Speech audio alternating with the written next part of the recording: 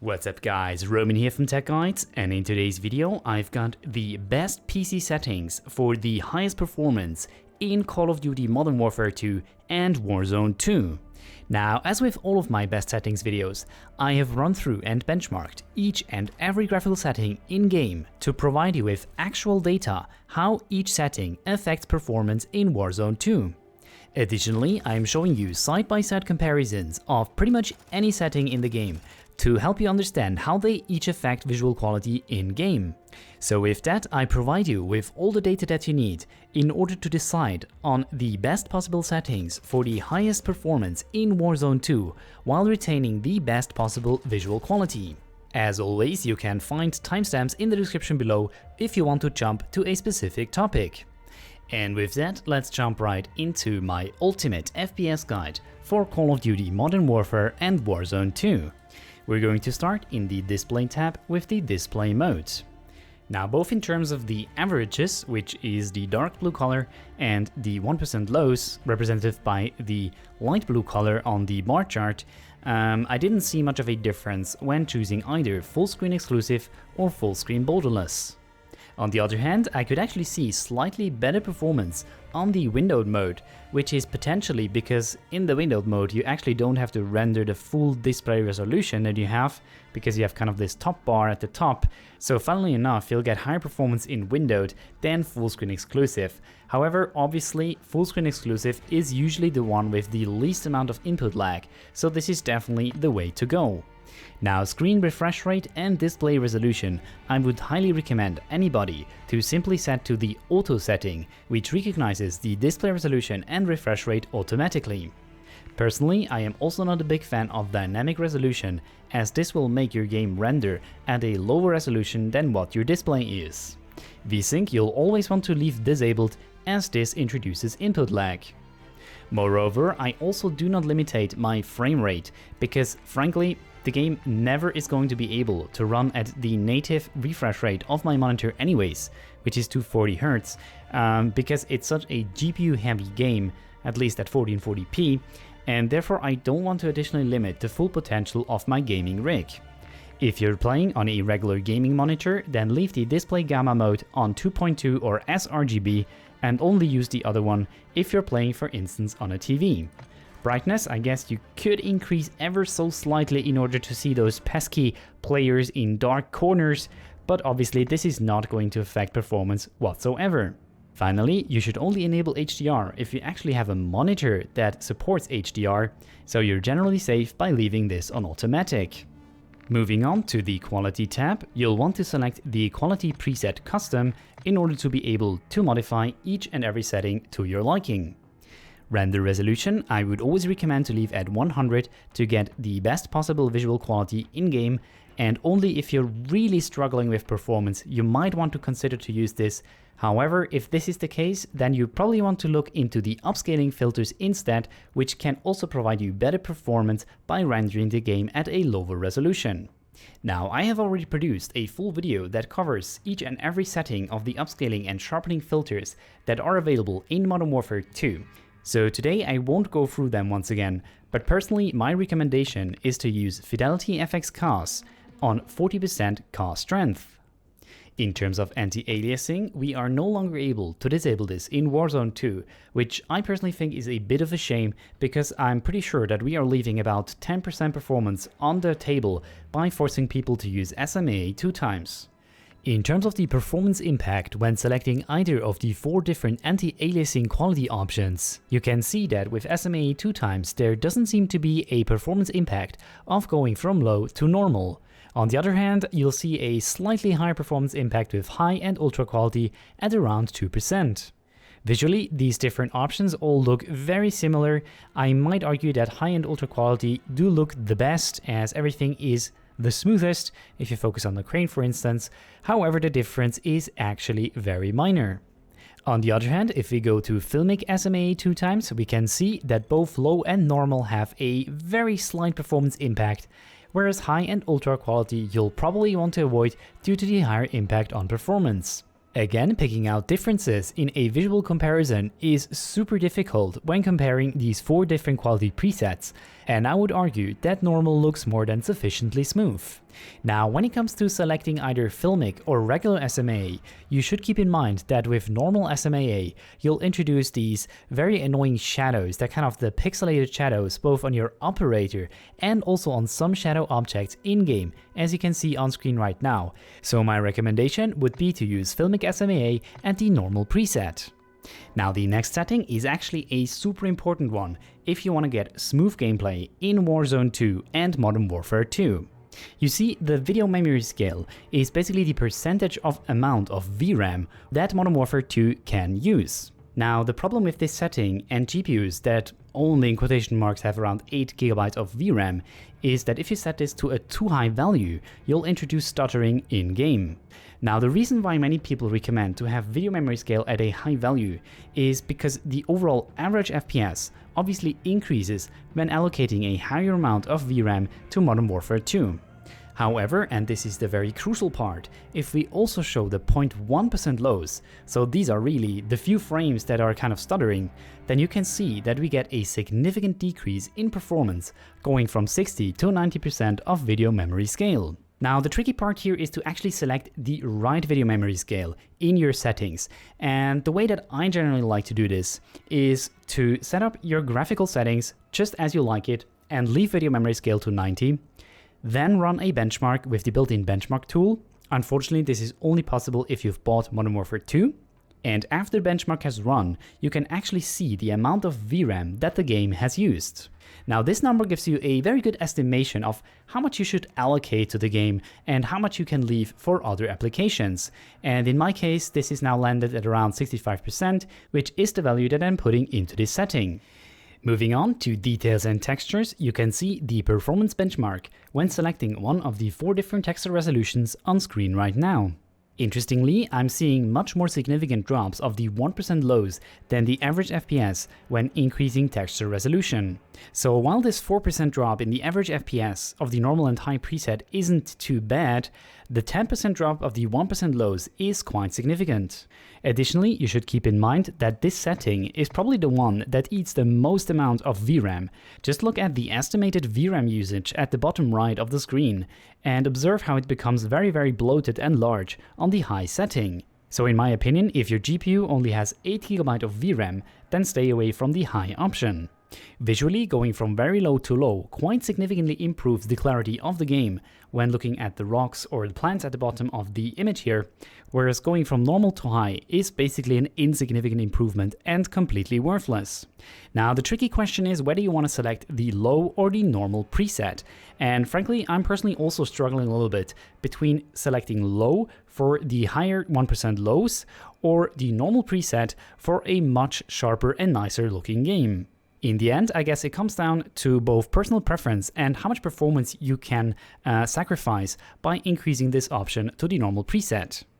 But for most people who are likely struggling with performance in Warzone 2, I would recommend to set this to low.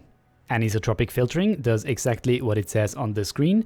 It improves the texture quality of surfaces when viewed at an angle. Now from my benchmarking, I did not see a very significant drop in performance by increasing this option from low to normal or high. So to select an appropriate option, let's have a look at a visual comparison. As you can see, the clarity of the image significantly improves when going from low to normal, whilst further improvement going to the high preset become very difficult to tell. Now, even though the high preset doesn't improve upon the visual clarity that much over the normal preset, I would still recommend to select high because the performance impact is basically negligible. For the performance impact of the next 3 options, I have generated a single plot, and as you can see, all of these 3 options only have a very minor impact on performance. Now, frankly, to produce a visual comparison, I really had to look very hard, and here I found a scene that actually somewhat significantly has been affected by the nearby level of detail. So if you focus on these ropes, the small branches, as well as the flower pot, then you can see that these have much more detail when you set nearby LOD to high. Now, frankly, these are things that you would hardly ever notice while actually playing the game, so unless you are really aiming for the highest visual quality, then set nearby LOD to low. Similarly, for the distant LOD, I had to look quite hard, but you can clearly see a difference when looking at the rocky textures of this tower as well as the metal gate. Finally, I wasn't able to find any difference in any clips whatsoever when setting the clutter draw distance to long.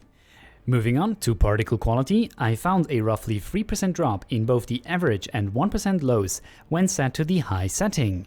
Visually, particle quality primarily affects fire and smoke, which in my opinion really isn't worth the 3% FPS penalty. Note for those who have played Warzone 1 and are aware of the kind of shimmering trees, if you do have like smoke or the gas in the background, this is no longer the case. With Warzone 2, you no longer need to increase particle quality in order to have sharp trees with kind of smoke or the gas in the background. Particle quality level has actually quite a significant impact on the average lows, but not so on the 1% lows, so that's kind of an interesting behavior there. And it looks like it doesn't matter which setting you select besides low, you'll always get the same performance penalty. A visual comparison supports this observation. As you can see, the medium, high and ultra preset all look exactly identical. The only difference between low and the other presets seems to be that explosions look a little bit more realistic with kind of a fireball effect, and that this fireball also lights up the scene. Now, while this looks all very cinematic and cool, I don't think that this is worth the hefty performance drop that is incurred by increasing this option above low. Bullet impacts and sprays don't affect performance in Warzone 2, and if you want them or not is highly up to personal preference. Moving on to shader quality, this is actually one of those settings that you absolutely do not want to increase unless you really don't care about performance in Warzone 2. On my system, I'm getting 10 to 12% FPS penalty when enabling shader normal or high. Now I know what y'all gonna be typing in the comments below. If you set shader to low, your weapons are gonna look like cheese. And I have good news for you, this is no longer true. Low, normal and high all look basically the same. Actually, the high preset makes the golden camel look the worst out of the three. Moving on to Tessellation, which very unintuitively seems to have a stronger impact on gaming performance on the near preset than on the all preset. However, as always with Call of Duty, Warzone and Warzone 2, I was literally not able to find any comparison shot to show you how Tessellation affects the game. So because there is absolutely no perceived difference and there seems to be some performance penalty, I would recommend to leave this disabled. Now for the next three options, once again I have combined their performance benchmark metrics in one graph, so you can see the performance impact of terrain memory, on-demand texture streaming and streaming quality on the right hand side. Now once again all of these basically have no measurable impact on performance in Warzone 2, so let's have a look at a visual comparison. Starting off with terrain memory, which actually has a quite significant impact on the perceived clarity of Warzone 2. If you focus on the rock face at the bottom of the image, you can see that it almost seems like we've increased texture resolution by setting terrain memory to max. The same holds true for the palm tree in the background. You can see much more clearly the individual branches of the tree, and the sign on the building becomes much clearer. So this is almost like a little bit of a hidden setting that makes the game at texture resolution low look almost like it has been set to texture resolution medium, and considering this doesn't really have a significant impact on gaming performance, I would recommend to set terrain memory to max. Now in terms of on-demand texture streaming, there doesn't seem to be any difference with enabling or disabling this option. And because some people have mentioned to me that they do find significantly lower performance when having this enabled, I would recommend to leave this disabled. When looking at a visual comparison of streaming quality normal with streaming quality low, I actually think that streaming quality low looks slightly better, while the normal option might increase the LOD on faraway distances ever so slightly. I would argue that Anti-Aliasing is doing a much better job in smoothing out edges on objects with streaming quality low. Volumetric quality absolutely tanks performance on anything above low, and if you do a cheeky comparison, then sure, we can see that the lights have nicer light cones on the medium and high preset, but honestly this is absolutely not going to be worth the significant performance drop that this option introduces. The last two options affect the quality of water, and the third physics quality actually has a very significant impact on performance in Warzone 2. Now, no matter how hard I tried, I literally wasn't able to tell any difference in visual fidelity between having this option disabled and increased to low or high. And because this so significantly affects performance, I would highly recommend anybody to leave this option disabled. The same holds true for water caustics, which I could once again really not observe in game, This should actually introduce these kind of very nice optical phenomenons on the seabed, and I've observed a roughly 4% drop in average FPS. Moving on to shadow and lighting, you can see the performance impact of the different quality presets on the right hand side. Now for this, once again, it makes sense to actually look at a visual comparison. Clearly, shadows become much higher resolved when going from very low to low, which introduces about a 2% FPS drop, and then become even nicer to look at the normal preset, which introduces a 4% FPS penalty. Now once again, this kind of comes down to personal preference and how much performance you can leave on the table to increase your shadows, but honestly I don't really think that it's worth to go beyond the normal preset, because while the shadows actually do look really fresh on, for instance, the extra preset, I don't think that the higher performance penalty is worth the improvement in visual fidelity. Screen space shadows has a quite strange behavior. For some reason, the 1% lows are slightly higher than on our baseline. However, I'm not sure if this is just sampling uncertainty. So basically one could say that the performance impact of this setting is not measurable. Now, while this doesn't introduce much of a performance dip, I would still highly recommend against enabling screen space shadows, because it introduces these very pixelated and ugly shadows on your operator when you're stood next to a light source. Spot shadow quality, once again, only insignificantly affects performance in Warzone 2. However, I would actually recommend to increase this option at least to medium or even to high, because this significantly affects the quality of shadows that are cast by lighting sources. Note that this option does not introduce shadows back on your operator. Next we have Spot Cache. Now this is a bit different from Warzone 1, where we had two options that would enable shadow caching. Here we just have one setting that allows you to select the size of the shadow cache. As you can see, all of these options slightly increase performance in Warzone 2. Me personally, I select the cache spot size medium. Particle lightning has both an insignificant impact on gaming performance and also does not affect the way that particles actually look in game. I'm not quite sure if this setting might be coupled to the particle quality setting, so that you only see a difference if you have particle quality on high, but generally don't even bother about these settings and use particle lightning low. Ambient occlusion is another one of those settings that you should absolutely avoid increasing, because it has a rather significant impact on gaming performance.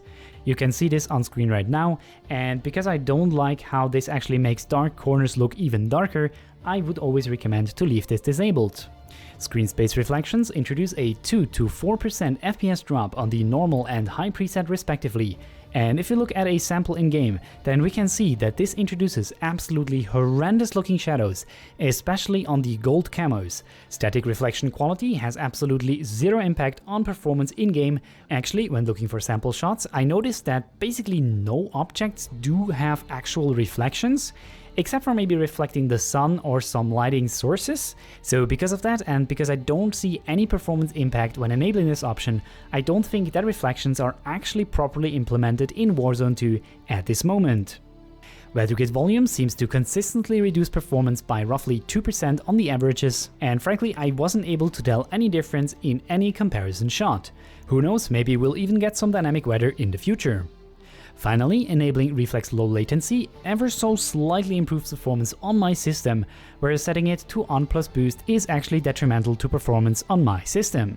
Now the reason for this is that my system is very heavily GPU bottlenecked, which is probably going to be the case for most people out there that don't have an RTX 4090. So if you're also GPU bottlenecked, then simply enable Reflex low latency. Next, definitely disable depth of field, as this introduces kind of pixelation of your gun, as the depth of field filter really isn't great in this game. Also disable world motion and weapon motion blur. Nobody wants the game look blurry, to be honest. And finally, also absolutely make sure to set the film grain to 0. As you can see in this comparison, setting this to 100 makes the game look absolutely atrocious. And finally, for field of view, it is a highly personal decision, and because there isn't so much performance to be had by selecting a lower field of view, I would recommend to just stick to whatever feels natural for you. And with having said that, let's quickly breeze through what I would consider the best settings for Modern Warfare 2 and Warzone 2. Display mode, full screen exclusive, screen refresh rate and display resolution on auto, disable dynamic resolution, and leave the remaining options under the display tab on their defaults. On the quality tab, use a render resolution of 100, upscaling fidelity FX COS at 40% strength, filmic SMA 2x at the normal quality, Tune video memory scale according to the amount of VRAM that you have on your GPU, but I would highly recommend against a video memory scale of 90 unless you've got a 4090. Texture resolution on normal or low depending on whether you want the absolute highest possible performance versus slightly more visual clarity. Texture anisotropic filtering on high. Leave nearby level of detail, distant level of detail, clutter draw distance, particle quality, and particle quality level all on low. Enable or disable bullet impacts and spray depending on your liking. Shader quality low, tessellation off, terrain memory max, disable on-demand texture streaming, set streaming quality and volumetric quality to low, disable deferred physics and water caustics. Set the shadow map resolution to normal, screen space shadows to off, both spot shadow quality and spot cache quality to medium. All of particle lighting, ambient occlusion, screen space reflection, static reflection quality, and weather grid volumes off or on the lowest possible value. Nvidia Reflex low latency on, and disable all of the remaining settings. Before I'm ending this video, I'd also like to mention what kind of hardware I used to actually produce the benchmarks shown in this video. So in my system I have an i9 12900K clocked at 5 GHz, an RTX 3070, and 64 gigs of DDR4 memory clocked at 3600 MHz. All of the benchmarks have been done at 1080p resolution in order to try to slightly alleviate the very heavy GPU bottleneck that I'm experiencing in Modern Warfare 2 with this hardware. And with that, we're at the end of today's video. Now, if you enjoyed the humongous effort that I put into this video, then I would highly appreciate your support on this video and on my channel in general. Now, if you haven't seen it yet, then I would also highly recommend you to check out my upscaling / sharpening filter comparison in Warzone 2, which you can see on screen right now. But that's it for today, guys. Thank you so much for watching, have a wonderful day, and I'll see you guys in the next video.